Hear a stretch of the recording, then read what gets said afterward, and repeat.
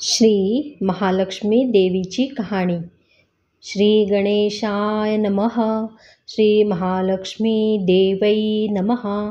ओम श्रीं क्लूं ओम धनदधनं देहि मां. ओम धनदाय नमस्तुभ्यं निधिपद्माधिपाय च भवन्तु त्वत्प्रसादान्मे धनधान्यादिसंपदः. मन लावून ऐकावी, ध्यानात ठेवावी. श्री लक्ष्मी देवीची कहाणी. द्वापार युगाची अधिष्ठात्री, सौराष्ट्र देशाची मोहिनी श्री महालक्ष्मी देवी. आटपाट नगर होतं. नगराचा एक राजा होता. त्याचे नाव होते भद्रश्रवा. तो दयाळू, शूर व प्रजादक्ष होता. देवा ब्राह्मणांना, साधू संतांना सुखवीत होता, आनंद देत होता. राजाच्या राणीचं नाव सुरचंद्रिका होतं. नाव चांगलं, पण स्वभावात अहंकार. मागील जन्मी ती एका वैश्याची पत्नी होती. तिचं नवऱ्याशी भांडण होई. भांडणानं वैतागली. रागानं घराबाहेर पडली. चालत होती अनवाणी रानातून. तिथं तिला दिसल्या सुवासिनी. त्या करीत होत्या लक्ष्मीचं व्रत. ते तिनं पाहिलं. त्यांच्याबरोबर तिनंही व्रत केलं.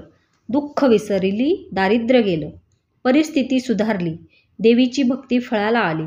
कालांतराने ती मरण पावली. पुढे तिचा पुनर्जन्म झाला. स्त्रीचा जन्म पुन्हा मिळाला. पण भाग्य उजळलं. भद्रश्रवा राजाशी तिचा विवाह झाला. ऐश्वर्याला लोळू लागले. गर्वानं ती फुलली. गरिबांना विसरली. तोऱ्या ताठ्यानं फुगली. दासदासींवर रागावली. एकदा काय झाले, देवीच्याही मनात आलं, राणीला आपण भेटावं, मागच्या जन्मीची आठवण द्यावी, ओळखते की नाही ते बघावं. राणीकडे राजवाड्यात सुखाने राहत होती.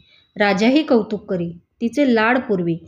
त्या दोघांना पुढे 7 पुत्र आणि 1 कन्या झाली. कन्येचे नाव होतं शांबाला. एके दिवशी काय झालं, देवीनं म्हातारीचं रूप घेतलं. फाटकं वस्त्र नेसली. माथी मळवट फासला. हाती काठी घेतली. काठी टेकीत टेकीत राणीला भेटायला आली. तिनं आरोळी दिली. अरे, आहे का घरात कुणी? कुणी घास देईल का? दासी बाहेर आली. म्हातारी दारात दिसली. तिनं विचारलं, कोण गो तू? आलीस कुठनं? काय काम काढलं आहे? तुझे नाव काय? गाव कोणतं? तुला हवंय काय? मधून मधून खोकत हळूहळू आवाजात म्हातारी सांगू लागली, माझं नाव कमला. द्वारकेहून आले ग. राणीला भेटायचंय. कुठे आहे ग राणी? दासी म्हणाली, राणीसाहेब महालात आहेत. सख्यांशी गप्पा मारतायत. त्यांना सांगितलं तर माझ्यावर रागावतील. तुला ग त्या कशा भेटणार? काय तुझा हा अवतार? तुला पाहून माझ्यावर ओरडतील, उणंदुणं बोलतील. त्यांच्या सख्याही तुला हसतील. तू जरा आडोशाला बैस. मैत्रिणी गेल्या म्हणजे मी सांगते त्यांना. म्हातारी रागावली. मनोमन संतापली. तुझी राणी पैशाला भाळली. माणुसकी विसरली. दरिद्री मेली. आज झालीये राणी, पण देवीला विसरली. माझ्यामुळेच ना. मीच तिला व्रत सांगितलं देवीचं. तिने ते केलं.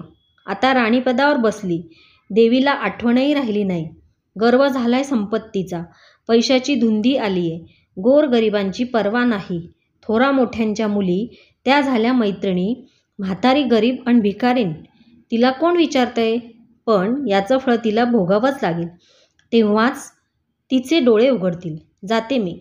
दासी घाबरली. तिनं म्हातारीला पाणी दिलं. हात जोडून म्हणाली, हे व्रत मला सांगाल, मी ते नेमानं करीन. उतणार नाही, मातणार नाही. घेतला वसा टाकणार नाही. दिलेला शब्द मोडणार नाही. त्या दासीला व्रताचा वसा सांगितला. म्हातारी उठली. काठी टेकीत निघाली. तोच माडीवरून राणीची कन्या शांबाला धावत आली. ती कळवळून म्हणाली, आजी रागावू नका. चुकली माझी आई. तिच्या वतीनं मी क्षमा मागते. कृपा करा. दिलेला शाप मागे घ्या. पाया पडते तुमच्या. म्हातारीला मुलीची दया आली. म्हातारीनं क्षणभर त्या मुलीकडे पाहिलं आणि तिला लक्ष्मीव्रताचा वसा सांगितला. मुलीचा निरोप घेऊन म्हातारी निघणार, तोच राणी माडीवरून आली. दाराशी येते तर म्हातारी दिसली. राणी ओरडली, ए थेरडे, कशाला गा आलीस? जा इथून. उठ म्हणतेय ना. जातेस की नाही? दुसरी घरं नाही दिसली तुला? म्हातारीने संतापाने गरागरा डोळे फिरवले. कपाळावर आठ्या पसरल्या. ती तडक घराबाहेर पडली. दासीनं लक्ष्मीव्रत केलं. स्थिती सुधारली. दासी पण गेलं. संसार सुखाचा झाला. पुढं मार्गशीर्ष महिना आला. पहिल्याच गुरुवारी श्यामबालेनं लक्ष्मीव्रतास सुरुवात केली. सगळे नेमधर्म पाळले. 4 गुरुवारी तिनं लक्ष्मीव्रत केलं. शेवटच्या गुरुवारी यथासांग उद्यापन झालं. सिद्धेश्वर राजाचा पुत्र मालाधर त्याच्याशी श्यामबालेचा विवाह झाला. राजवैभवातील श्यामबालेला राजवैभव मिळाले. हा होता लक्ष्मीव्रताचा प्रभाव. सुखासमाधानानं संसार चालू होता. भद्रश्रवा व सुरचंद्रिका राणीचे मात्र भाग्य फिरले. शत्रूने राज्यावर चाल केली. भद्रश्रव्याचे राज्य लुबाडलं. सुरचंद्रिकेचं राणीपद गेलं. भद्रश्रवाला वाईट वाटलं. पूर्वीचे दिवस आठवले. राणावनात फिरून राजा राणी कष्टाने दिवस काढत होते. भद्रश्रवाला कन्येला भेटावेसे वाटले. तो एकटाच निघाला. चालून चालून दमला. नदी काठावर विश्रांतीसाठी थांबला. नदीकडे येताना राणीच्या दासीने भद्रश्रवाला पाहिले. घाईघाईनं ती राजवाड्यात गेली. राजाला सांगितलं. मालाधरानं माणसं पाठवली. आणायला रथ पाठवला. सासऱ्यांना घरी आणलं.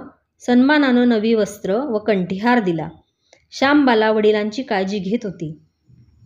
काही दिवसांनी राजाला वाटलं आता परत जावं. जावयाला तसं त्यानं सांगितलं. मुलीचा निरोप घेतला. जावयानं मोहरा भरलेला हंडा नोकराकडे देऊन राजासोबत पाठवलं. राजा घरी परतला. चंद्रिकेला भेटला. हंडा पाहून ती आनंदली. घाईनं तिनं झाकण काढलं. आत बघते तर काय, तिला कोळसेच दिसले. सुरचंद्रिकेनं कपाळावर हात मारला. नशिबाला दोष दिला. नवऱ्याला सांगितलं. ते ऐकून तोही चकित झाला. दुःख पाठलाग करीत होते. दारिद्र्य सरत नव्हते. चिंतेचे सावट पसरत होते. काळजीचा वणवा भडकतच होता. सुरचंद्रिकेचा एक एक दिवस दुःखाचा जात होता. एके दिवशी तिला मुलीला भेटावं, डोळे भरून पाहावं, नशिबाचे भोग भोगायचेच आहेत. सुरचंद्रिका घरून निघाली. मुलीच्या सासरी पोचली. तो दिवस गुरुवारचा होता.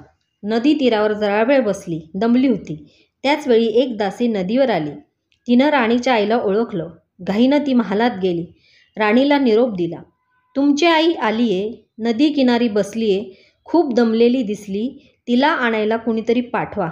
श्यामबालेनं सारथ्यासोबत रथ नदीकडे पाठवला. आईला घेऊन यायला सांगितलं. आई रथात बसून महालात आली. आईला बघता श्यामबालेनं आनंदाने मिठी मारली. मुलीचं वैभव पाहून तिचं मन तृप्त झालं. तोंडून शब्द फुटेना. आईनं स्नान केलं. मुलीनं तिला पैठणी दिली. सोन्या मोत्यांचे दागिने दिले. आईचं रूप अधिकच खुललं. दुपारची वेळ झाली. श्यामबालेने भक्तिभावाने लक्ष्मीची पूजा केली. आरती झाली. धूपदीपांचा वास दळवळला. श्यामबालेचा कडकडीत उपास होता. भोजनाची तयारी झाली. तिनं आईला जेवायला बोलावलं. सुरचंद्रिका पाटावर येऊन बसली. पण ती एकदम शांत होती. तिला मागचा जन्म आठवला. लक्ष्मीदेवीच्या कृपेने या जन्मी ती राणी झाली होती. ती म्हणाली, श्यामा, मी देखील तुझ्यासोबत उपासच करीन. श्यामबाला म्हणाली, ठीक आहे. मार्गशीर्ष महिना होता. मुलीनं 4ही गुरुवारी व्रत केले. ते आईने पाहिले. तीही उपास करू लागली. देवीला भक्तिभावाने प्रार्थना करत होती. महिना संपला. घरी जायचा विचार ठरला. पोहोचवायला श्यामबाला सोबत गेली. 4 दिवसांनी श्यामबाला निघाली. मालाधर राजाने पाठविलेला पैशाचा हंडा घेतला. त्यात मीठ भरलं. तो नोकराजवळ देऊन पुन्हा ती सासरी आली. गप्पा मारता मारता वेळ कसा जात होता त्याचेही भान तिला नव्हते. मालाधरानं विचारलं, माहेरून काय आणलंस? श्यामबालेनं सोबत आणलेल्या हंडाकडे बोट दाखविले. मालाधरानं उत्सुकतेने झाकण काढलं. त्यात त्याला काय दिसलं? मिठाचे खडे. अगं वेडे, मिठाचे खडे कशाला आणलेस? इथं मिळत नाही मीठ. मीठ मिळतं ना, पण हे मीठ माझ्या वडिलांच्या राज्यातलं आहे. वडिलांचं राज्य सौराष्ट्रात होतं. त्या शेजारच्या समुद्राचं आहे हे मीठ. समुद्रतीरावर दूरवर माझ्या वडिलांचं राज्य होतं. पण आज श्यामबालेच्या सांगण्यातली खोच राजानं हेरली. तो विचारात गुंगला. श्यामबाला म्हणाली, हे मीठ जीवनाचं अमृत आहे. अन्नाला चव येते ती मिठानंच. मीठ नसलेला पदार्थ अळणी. ज्याचं मीठ खावं त्याच्याशी इमानी असावं. त्याचं रक्षण करावं. कामात कसूर झाली तर प्रसंगी प्राणही द्यावे. मालाधर राजा निश्चयाने उठला. त्याने आपले सेवक सासऱ्याकडे पाठविले. त्यांना बोलावून घेतलं. भद्रश्रवाला काय झालं कळलं नाही. ताबडतोब तो जावयाकडे आला. दोघांची गुप्त बैठक झाली. विचार पक्का ठरला. भद्रश्रवानं अनुमती दिली. मालाधरानं मुख्य सेनापतीला तात्काळ भेटण्यास बोलावलं. सेनापती आले. त्यांनी मालाधराला वंदन केले. आज्ञा करावी महाराज. ते म्हणाले, भद्रश्रव्यांचं राज्य जिंकलेल्या शत्रूवर ताबडतोब स्वारी करा. प्रत्येक सैनिकाच्या हातावर हंड्यातल्या मिठाचा एक एक खडा ठेवा.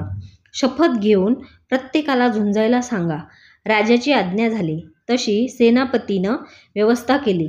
दुसरे दिवशी सोबत सेना घेऊन बेसावध शत्रूवर चाल केली. शत्रूच्या राज्यावर सारे सैनिक तुटून पडले. मालाधराचे सैन्य बेभान लढत होते. शत्रू सैनिक जमिनीवर कोसळत होते. सूर्य पश्चिमेकडे जात होता. अंधार हळूहळू पसरत होता. शेवटी मालाधराच्या सैन्यानं शत्रूचा फडशा पाडला. अपूर्व विजय मिळवला. भद्रश्रवाचं राज्य पुन्हा मिळवलं. मालाधराला व शांबलेला ही आनंदाची बातमी सेनापतीने ताबडतोब कळविली. सैनिकांनी शत्रू राज्यातील खजिना लुटला. अफाट संपत्ती मिळाली. ती पोत्यात भरून मालाधराकडे आणली. त्यात सोन्याच्या मोहरा, बरीच नाणी होती आणि शस्त्रांचा साठही होता. मालाधरानं भद्रशिवा सूरजचंद्रिका राणीस घेऊन यायला सांगितलं. ती आल्यावर घरात आनंदाचं उधाण आलं होतं. तो गुरुवार होता. गुरुवार. शांबालेनं लक्ष्मीव्रताची पूजा केली. आरती झाली. धूपदीपांचा सुगंध दरवळला. तिनं व तिच्या आईनं उपवास केला. रात्री देवीची आरती झाली. देवीला नैवेद्य दाखवून सर्वांनी पक्वानांचं जेवण केलं. मार्गशीर्ष महिन्यातला हा शेवटचा गुरुवार, लक्ष्मीव्रताचा शेवटचा दिवस, मंगल मुहूर्ताचा दिवस. मालाधरानं भद्रश्रव्याचं राज्य त्याच्या स्वाधीन केलं. त्यानं या व्रताची सांगता झाली. राजा राणी सौराष्ट्रात आले. सूरजचंद्रिकेनं पुन्हा लक्ष्मीव्रताचा वसा घेतला. तो आजन्म पाळला. घरची स्थिती सुधारली. राजाचे 7 पुत्र दूर देशाहून अचानक घरी आले. त्यांना पाहून आई वडिलांना आनंद झाला. ह्या व्रतामुळे राजा राणी सुखी झाले. दुःखाचे वादळ सरले. अशी 60 उत्तरांची कहाणी 5 उत्तरी सुफळ संपूर्ण. सर्वांनी देवीला वंदन करावं. त्यांचं घर सदैव आनंदित राहावं अशी लक्ष्मीदेवीला प्रार्थना करावी.